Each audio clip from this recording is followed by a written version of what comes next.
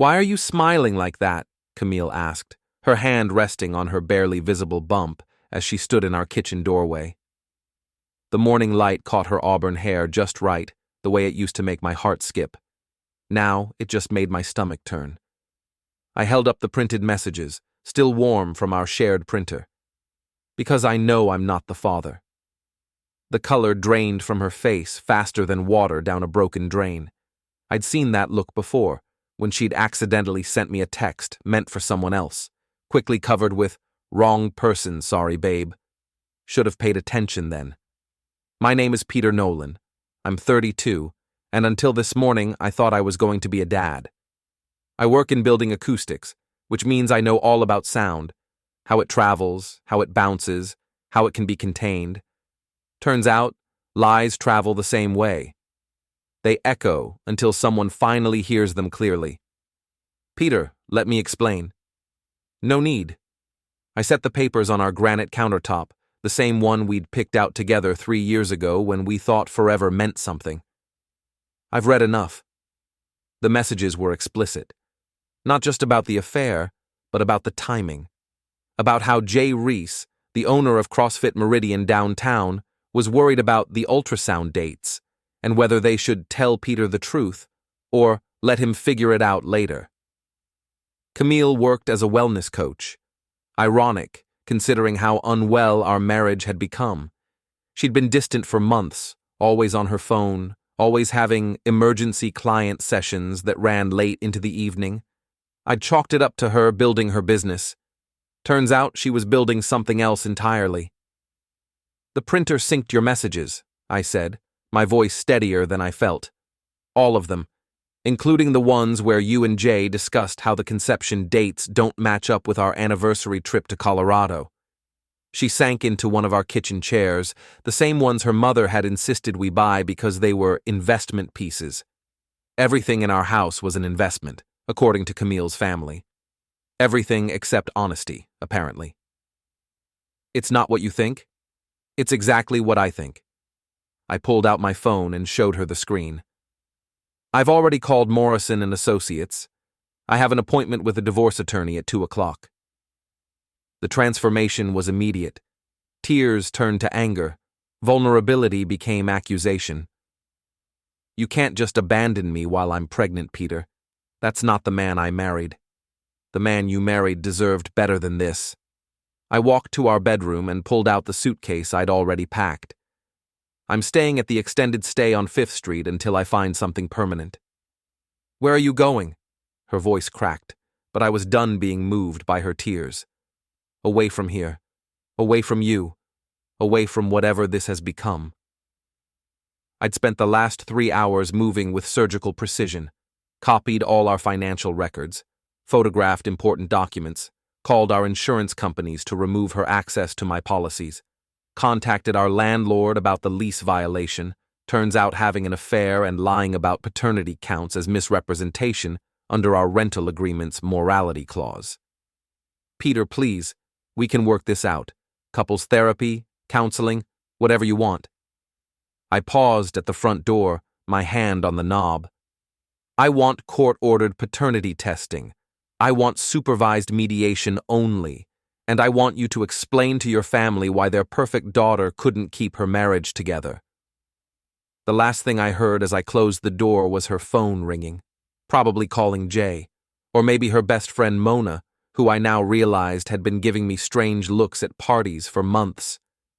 How many people knew? How long had I been the fool in this story? My truck started on the first try, reliable as always. Unlike some things in my life, the extended stay smelled like industrial carpet cleaner and broken dreams. I'd been there 3 days when my phone rang. The caller ID made my jaw clench. Mona Patterson. "Peter. Oh my God, I just heard. Are you okay?" Mona had been Camille's best friend since college. They did yoga together, went to wine tastings, shared those little secrets that wives tell their friends but not their husbands. Apparently, some secrets were bigger than others. "I'm fine, Mona. Thanks for asking. Look, I know this is awkward, but Camille is devastated. She's been crying for days. Maybe you two could..." How long did you know? Silence stretched between us like a taut wire. Peter, I don't know what you mean. How long did you know about Jay? I was sitting in my truck outside the hotel, watching traffic crawl past on 5th Street. Normal people living normal lives, probably not discovering their wives were carrying other men's children. I suspected something, but I never— You never what? Never thought to tell me? Never thought I deserved to know my wife was screwing around? Her voice got defensive. It wasn't my place to say anything. Marriage is complicated, Peter. Sometimes people make mistakes. Mistakes. I laughed, but there was no humor in it. Is that what we're calling it? She loves you. This thing with Jay, it just happened. It doesn't mean anything. It means everything, Mona.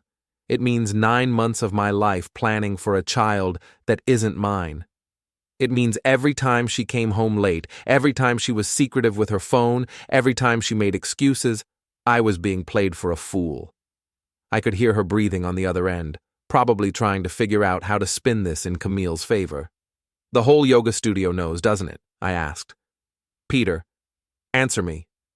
Some people— there was talk, but nobody wanted to hurt you. So instead, you let me hurt myself. Very considerate. I hung up and immediately called my attorney, David Morrison. He was a bulldog of a man who specialized in what he called high-conflict domestic situations. In other words, messy divorces. Peter, good timing. I just got off the phone with opposing counsel. Your wife wants to meet. No meetings. Everything goes through you and the court.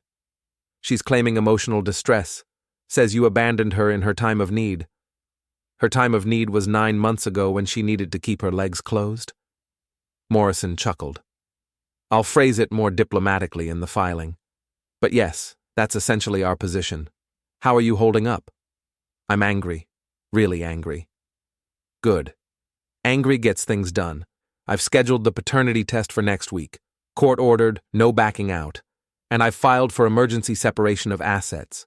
Your wife won't be able to access your accounts or make any major financial decisions. What about the lease? Landlord's cooperating. Turns out Mrs. Nolan's extracurricular activities violate the morality clause in your rental agreement. She'll need to find new accommodations. For the first time in days, I felt something like satisfaction.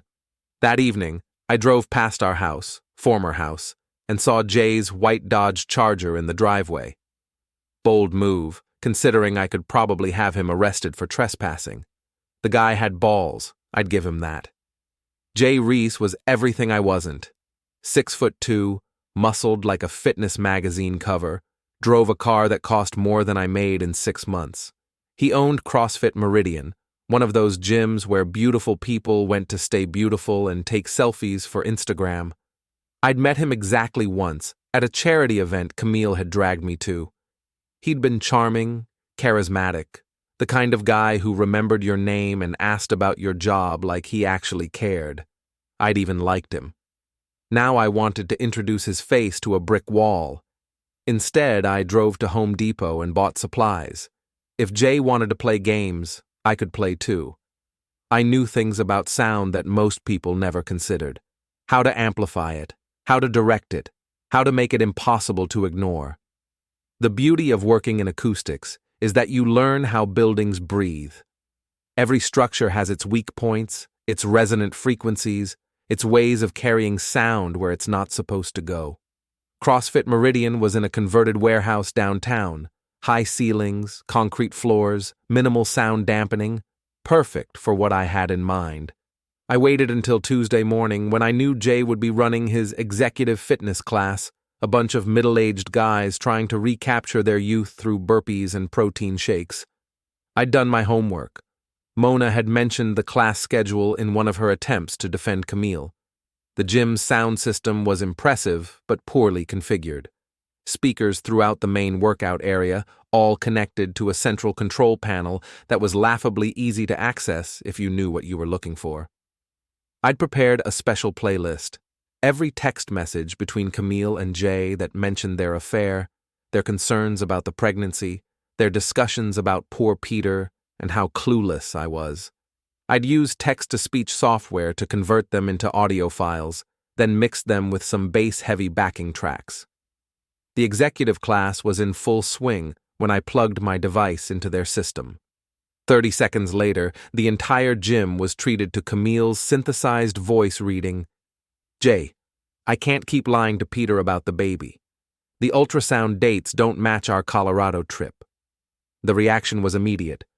Treadmills stopped, weights dropped. Every head in the place turned toward the speakers as Jay's voice responded, "We talked about this, Cam. Let him think it's his until after the divorce. Then we'll figure it out." Jay was screaming at his staff to cut the sound, but I'd bypassed their controls. The playlist continued. "I feel terrible about this. He's planning the nursery. He bought baby books. He'll get over it. Guys like Peter always do. They're too weak to fight back." That last line hit me like a physical blow. Guys like Peter, too weak to fight back. I disconnected my device and walked out through the emergency exit, leaving behind a gym full of shocked faces and one very exposed adulterer. By the time I reached my truck, my phone was buzzing with calls from numbers I didn't recognize. Word travels fast in a place like that. The local gossip blog, Meridian Buzz, had the story posted within 2 hours. Local gym owner's affair exposed in dramatic audio leak. They didn't use names, but anyone who knew Jay would recognize the details. Camille called me 17 times that afternoon. I didn't answer. Morrison called me once. I did answer that. "Peter, please tell me you didn't do anything stupid." Define stupid. Anything that could be construed as harassment or intimidation. I shared some audio files with a fitness enthusiast community. Very motivational stuff. Jesus Christ, Peter. They're going to claim harassment. Let them claim whatever they want. Everything I played was true. Their own words, recorded from messages they sent. Last I checked, truth was still a defense. That's not how harassment law works. Then maybe they shouldn't have harassed me with 9 months of lies. I hung up and drove to my new apartment. I'd found a place in the Riverside district, an older building with thick walls and good sound insulation. The irony wasn't lost on me. My phone rang again. This time it was a number I recognized. My former friend Mike Davidson. "Peter, what the hell is wrong with you?" Mike and I had been friends since high school. We'd been each other's best men, spent countless weekends watching football and complaining about our wives. His wife Jennifer was close with Camille. I should have seen this call coming. "Nothing's wrong with me, Mike. Everything's wrong with my wife." "You can't just humiliate people in public like that. Camille is pregnant, for Christ's sake. With someone else's baby." "That's not the point. There are ways to handle these things, and broadcasting private messages isn't one of them." I sat down heavily on my new couch, a used sectional I'd bought from a college kid who was moving back home. "So, what would you have done, Mike? If Jennifer was pregnant with another man's baby and lying to you about it?" "I would have handled it privately, like an adult. They handled it privately, too. That's how I ended up looking like an idiot for 9 months. You're being vindictive, Peter. This isn't like you. Maybe this is exactly like me. Maybe you just never saw it before because I never had a reason to fight back." The silence stretched between us, filled with years of friendship that suddenly felt very fragile.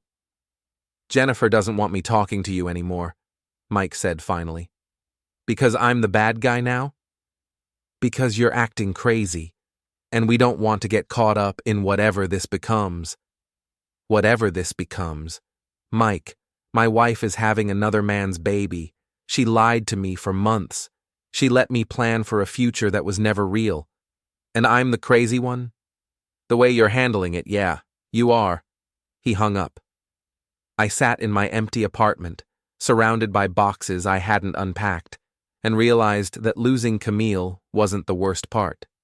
The worst part was discovering that the people I'd thought were my friends were only my friends when it was convenient.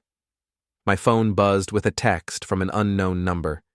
"You think you're so smart. This isn't over. Jay."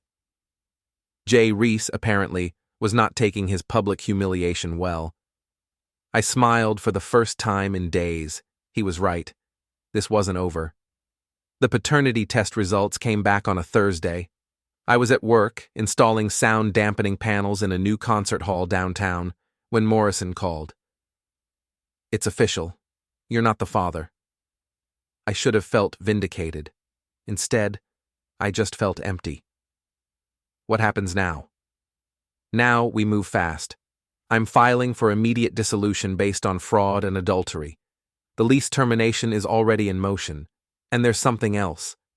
What? Your wife's wellness coaching license is under review. Apparently, the state board requires disclosure of any situation that might affect professional judgment. Lying about paternity while counseling clients about authentic living qualifies. Good. Peter, I need to ask, are you planning any more public demonstrations? Why? Because Reese filed a restraining order request, claims you're harassing him. I laughed. He's the one who sent me threatening texts. You have those texts? Screenshots and originals. Send them to me, now. I forwarded the messages while balancing on a ladder, trying not to drop my phone into the orchestra pit below. The concert hall was going to be beautiful when it was finished. Perfect acoustics, every sound crisp and clear. No lies, no deception, just pure audio truth. Got them, Morrison said. This actually helps us. He's the one making threats. What about the restraining order? I'll fight it. But Peter, you need to be smart about this. No more surprise visits to his gym. No more audio broadcasts.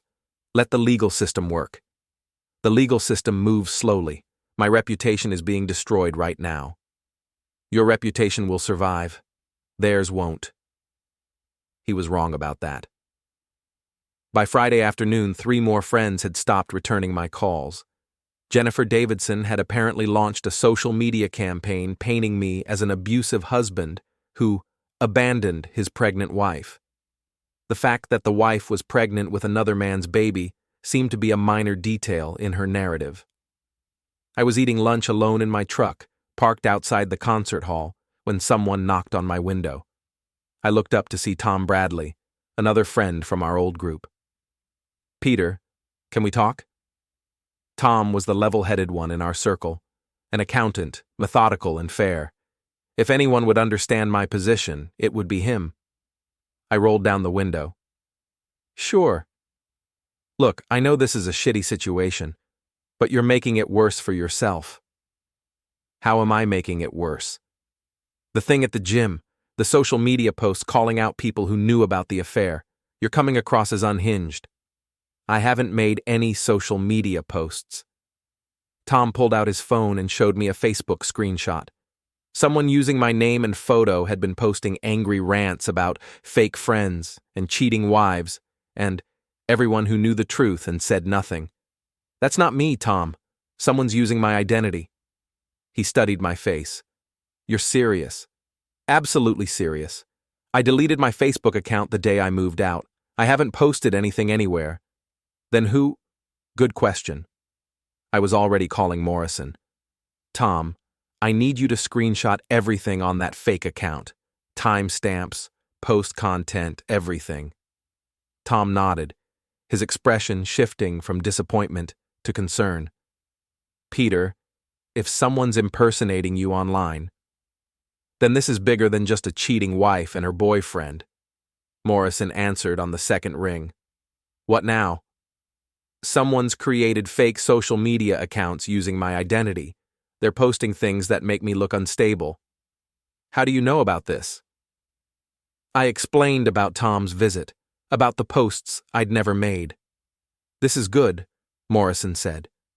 How is identity theft good? Because it shows premeditation. Someone is actively trying to sabotage your reputation and make you look like a threat. That's not the behavior of innocent people. So what do? Document everything. Report the fake accounts. And Tom, is Tom still there? I handed the phone to Tom. They spoke for several minutes, Tom taking notes and nodding. When he handed the phone back, His expression had completely changed. "Peter, I owe you an apology. I believed what Jennifer told me about you losing it and harassing people. But if someone's impersonating you, someone who knows enough about my life to make it believable. Camille? Or Jay? Or both?" Tom shook his head. "This is insane. I mean, I knew Camille was having an affair, but creating fake social media accounts? That's next-level crazy." "Wait." I stared at him. "You knew about the affair?" His face went red. Yeah. I saw them together at that new restaurant on Market Street, about 6 months ago. I thought about telling you, but what? But Jennifer said it would just cause drama, that maybe it was innocent, that maybe I was wrong about what I saw." "What exactly did you see?" "Them kissing in the parking lot, her getting into his car, him with his hands all over her." I felt that familiar rage building in my chest, the same feeling I'd had when I found the printed messages. 6 months ago. "Peter, I'm sorry, I should have—" "Yeah, you should have." Tom looked miserable.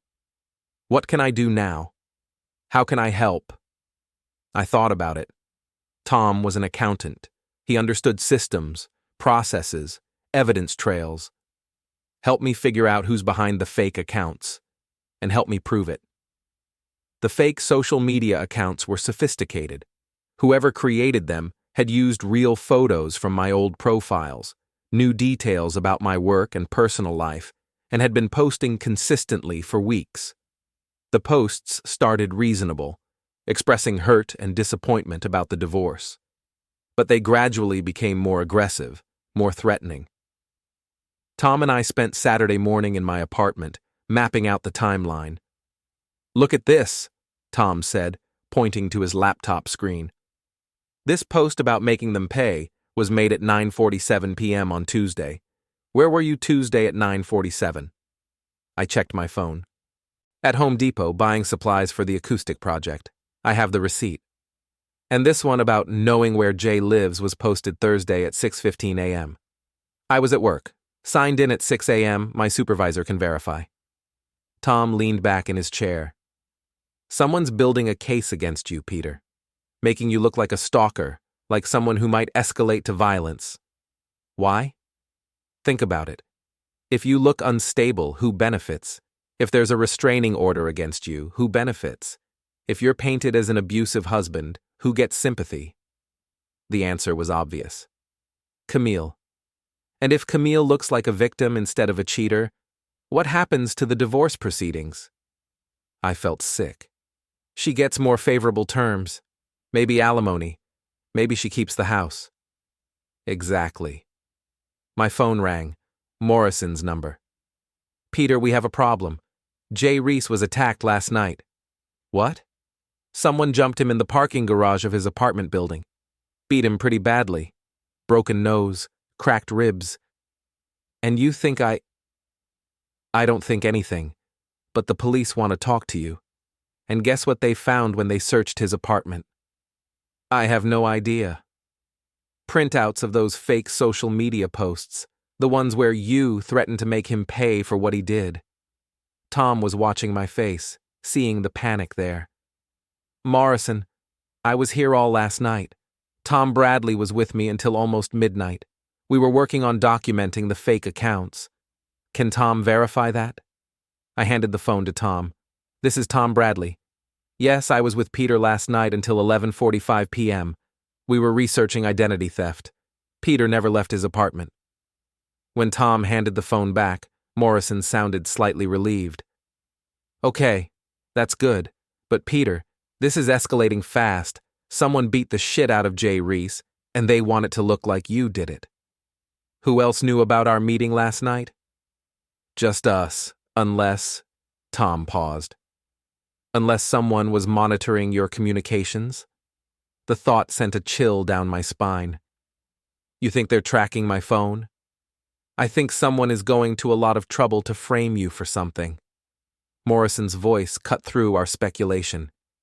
"Peter, I need you to come to my office right now. Bring Tom, and bring every piece of evidence you have about those fake accounts." "Are the police going to arrest me?" Not if I can help it, but we need to get ahead of this before it gets worse. As we drove to Morrison's office, Tom asked the question I'd been avoiding.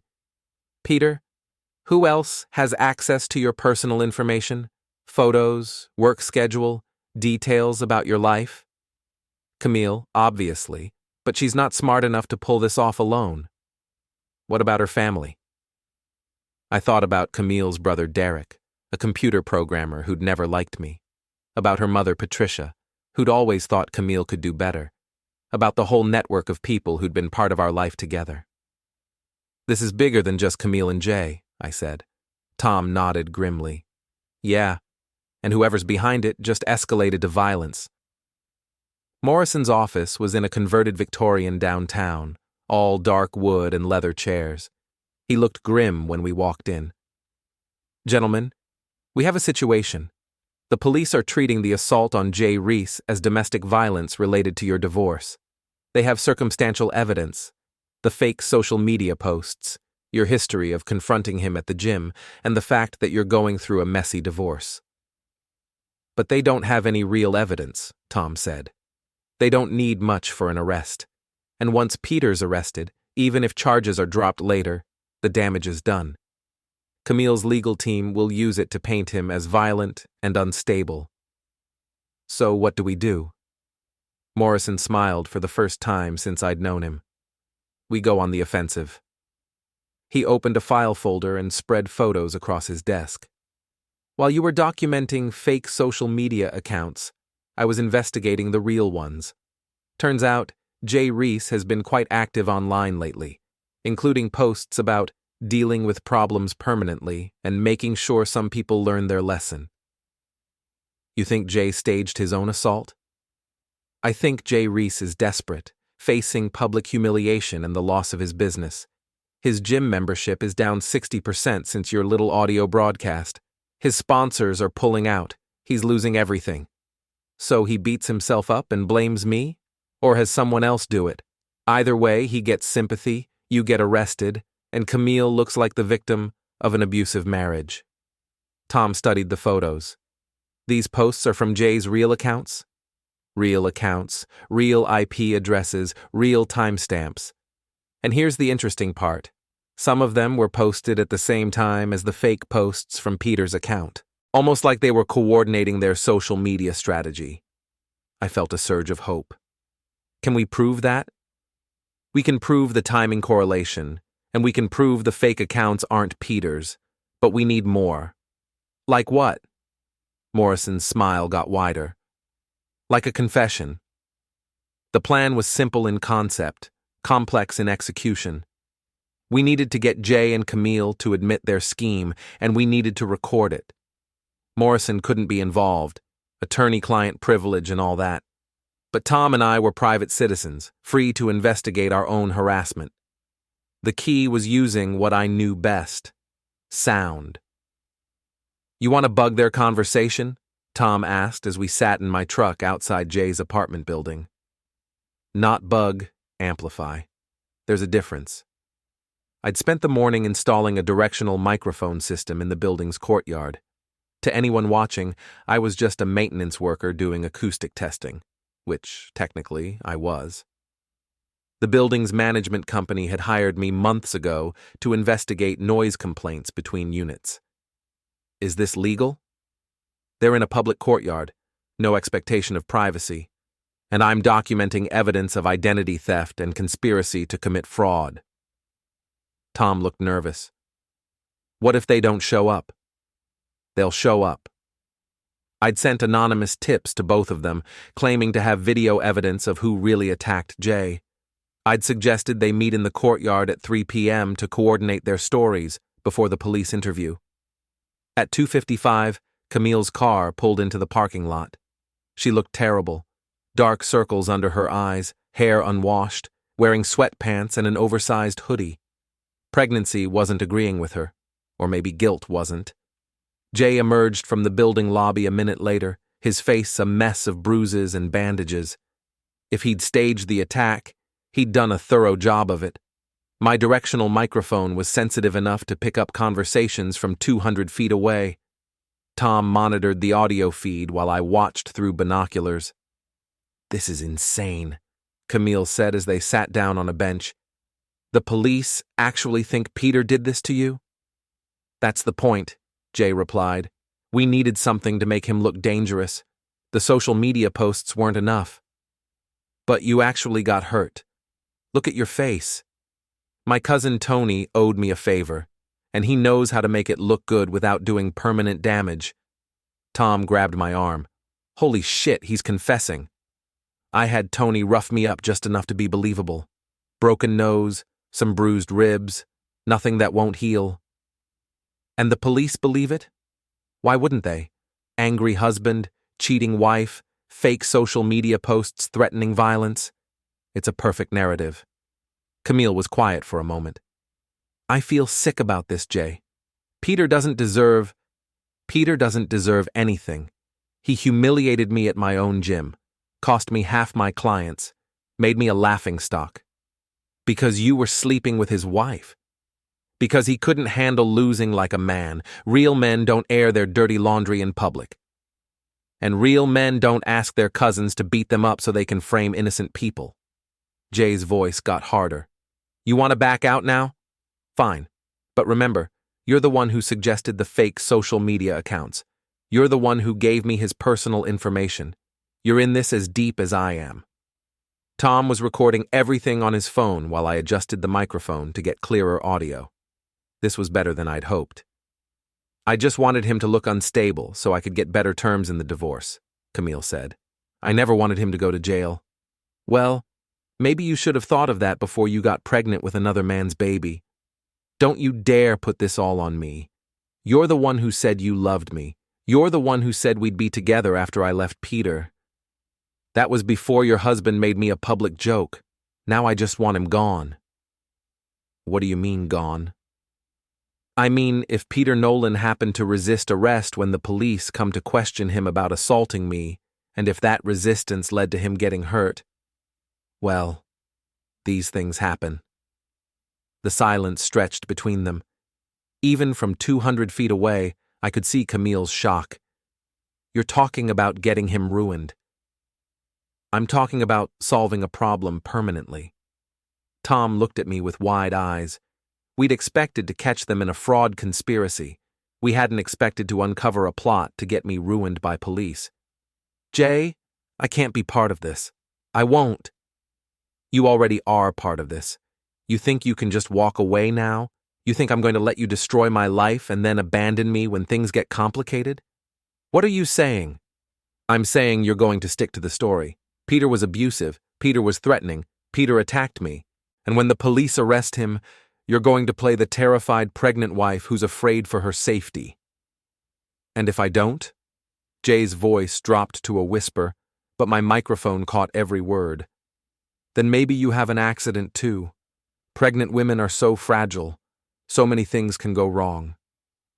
Camille stood up abruptly. "You're insane. I'm practical. We started this together, we finish it together." She walked away without another word, leaving Jay alone on the bench. He sat there for several minutes, then pulled out his phone and made a call. "Tony, it's me. We might have another problem. Yeah, the pregnant one. She's getting cold feet." I couldn't hear the other side of the conversation, but Jay's responses were clear enough. "I don't care how you handle it. Just make sure she stays quiet." "No, not permanently. Just scared enough to cooperate." "Yeah, I know what I said about the husband. That's still the plan." When Jay finally went back inside, Tom and I sat in stunned silence. "Peter, we have to call the police." "With what? A recording that might not be admissible in court?" "With evidence that they're planning to get you ruined." I thought about it. Morrison had said we needed a confession. We had that now. But we also had something more. Evidence that I wasn't just the victim of a cheating wife, but the target of a conspiracy that included fraud, assault, and potentially murder. "We call Morrison first," I said.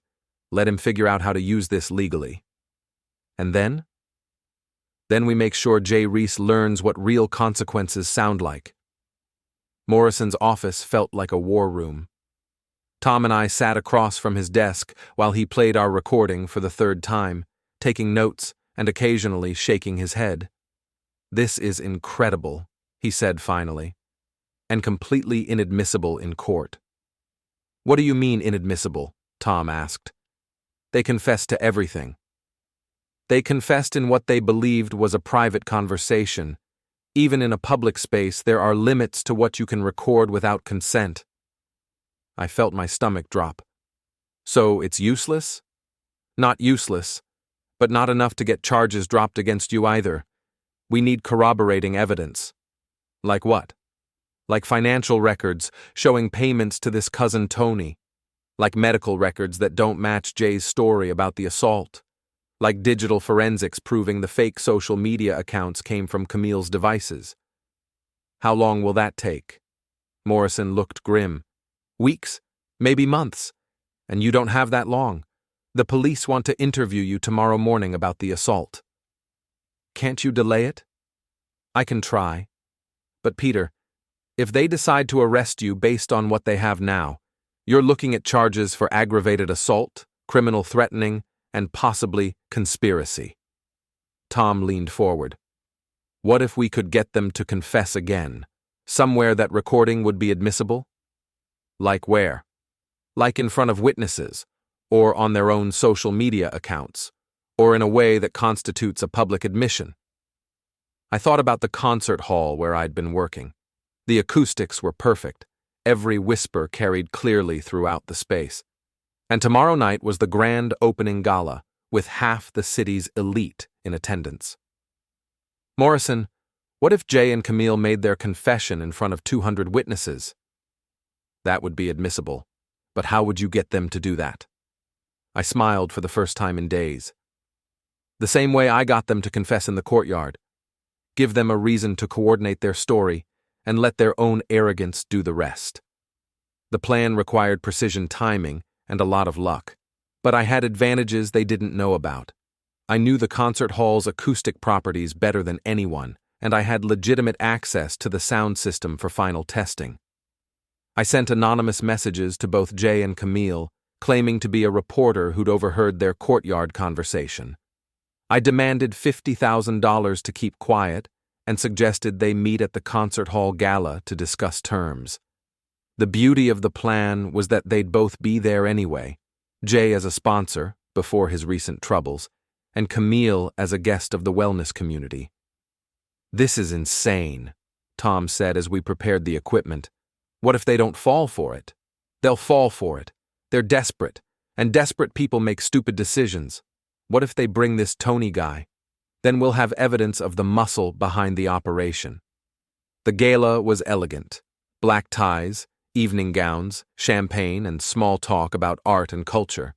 I worked the sound booth, officially there to monitor audio levels during the evening's performances. Tom mingled with the crowd, keeping an eye on our targets. Camille arrived at 7, wearing a black maternity dress that somehow made her look both elegant and fragile. She'd done her makeup carefully, but I could see the stress in her posture, the way she kept checking her phone. Jay showed up 20 minutes later, his bruised face partially hidden by strategic lighting and makeup. He moved carefully, favoring his ribs, playing up the injured victim role for anyone watching. At 8:15, Tom sent me a text. "They're talking near the bar, moving to the balcony." The balcony overlooked the main concert hall, with perfect acoustics for anyone who knew how to use them. I activated the directional microphones I'd installed earlier and began recording. "This is the last time we do this," Camille said. "After tonight, I'm done." "You're done when I say you're done," Jay replied. "We're in this together, remember?" "I remember you threatening to hurt me if I didn't cooperate. I remember you begging me to help you frame your husband for being abusive." Their voices carried clearly through the hall's acoustic system. I adjusted the levels, making sure every word would be audible to anyone listening. "The reporter wants $50,000, Camille said. "We don't have $50,000. My gym is hemorrhaging money thanks to your husband's little stunt." "So what do we do?" "We stick to the plan. Peter gets arrested tomorrow. Once he's in custody, one reporter's claims won't matter. And if Peter tells them about the recording equipment in the courtyard? Peter doesn't know about the recording equipment. And even if he did, who's going to believe him? A man who's been posting threatening messages and stalking his wife's lover? I smiled grimly. They still didn't know we'd discovered the fake social media accounts. Jay, I can't live with this anymore. The lies, the threats, the violence. This isn't who I am. This is exactly who you are, Camille. You're a liar and a cheater who got caught. Everything else is just damage control. I made a mistake. I had an affair, but I never wanted anyone to get hurt. Too late for regrets now. Tomorrow morning, you're going to tell the police that Peter has been threatening you, that you're afraid for your safety and the baby's safety, that his behavior has been escalating since you announced the pregnancy. What if they ask about the paternity? You tell them Peter became violent when he found out the baby might not be his. You tell them he blamed you for his own inadequacies as a husband. I'd heard enough. I activated the concert hall's main sound system, the one connected to speakers throughout the building. Every conversation in the place stopped as Jay and Camille's voices filled the air. Became violent when he found out the baby might not be his. Tell them Peter has been threatening you. My cousin Tony owed me a favor. Fake social media posts weren't enough. The reaction was immediate. 200 people heard Jay Reese confess to staging his own assault and framing an innocent man. They heard Camille admit to lying about domestic violence. They heard both of them discuss their conspiracy in detail. Jay's face went white as he realized what was happening. He grabbed Camille's arm and tried to pull her toward the exit, but the crowd was already buzzing with shock and recognition. "That's Jay Reese from the gym," someone said. "Isn't that the wellness coach who's been claiming her husband is abusive?" "Did they just confess to framing someone?" Morrison appeared at my elbow. "Peter, please tell me you have all of this recorded." Every word, from multiple sources. And there are 200 witnesses who heard it. Give or take. Detective Ann Tomlinson, who'd been attending the gala with her husband, was already on her phone calling for backup. Jay and Camille were trapped in a room full of people who'd just heard them confess to conspiracy, fraud, and filing false police reports. "You snake!" Jay screamed, looking up at the sound booth where I stood. "You set us up!" "You set yourselves up," I replied over the PA system. "I just gave you the rope." Security guards moved to block the exits, while police sirens wailed in the distance. Jay tried to run anyway, pushing through the crowd toward the back stairs. But his injured ribs slowed him down, and several men in the crowd, including Tom, blocked his path. Camille just stood there, tears streaming down her face, one hand on her pregnant belly. The last thing I heard as police entered the building was her voice, small and broken. "I'm sorry, Peter. I'm so sorry." But sorry doesn't undo 9 months of lies. Sorry doesn't give back the future I'd planned. Sorry doesn't erase the friends who abandoned me or the reputation they tried to destroy. Sorry is just another sound that echoes in an empty space. The arrests were swift and public. Jay Reese was charged with conspiracy, filing false police reports, staging a crime, and criminal threatening. His cousin Tony was picked up an hour later and immediately started cooperating with prosecutors in exchange for a reduced sentence. Camille faced charges for conspiracy, identity theft, fraud, and filing false reports. The fact that she was pregnant earned her some sympathy from the media, but not from the legal system. Morrison was practically giddy when he called me the next morning. "Peter, it's over. All charges against you are dropped. The prosecutor is calling it one of the most elaborate frame-up schemes she's ever seen." "What about the divorce?" "Expedited processing. Fraud voids most of the standard protections. You'll get a clean break, no alimony, no shared assets beyond what you're legally required to split." "And the baby?" "Not your responsibility. Paternity test confirms it. Court acknowledges it. Case closed." I should have felt victorious. Instead, I just felt tired. The media attention was intense but brief. Local man exposes elaborate conspiracy ran in the newspaper for 3 days before being replaced by the next scandal. The wellness community distanced itself from Camille, and CrossFit Meridian closed permanently after losing its remaining members and sponsors. My former friends had mixed reactions. Tom apologized profusely and offered to help me rebuild my social circle. Mike and Jennifer sent a card but kept their distance. Others simply pretended the whole thing had never happened. I didn't care. I'd learned something valuable about the difference between friends and acquaintances, between loyalty and convenience. The concert hall project wrapped up successfully. The acoustics were perfect, every note pure and clear, every sound exactly where it was supposed to be. The building was honest in a way that people rarely were. 3 months later, I got a job offer from a firm in Seattle. Better pay, better projects, and 3,000 miles from the wreckage of my old life. I accepted immediately. On my last day in town, I drove past the house Camille and I had shared. There was a for rent sign in the yard and newspapers piling up on the porch. I'd heard she'd moved back in with her parents, preparing for the baby and her upcoming trial. I felt nothing.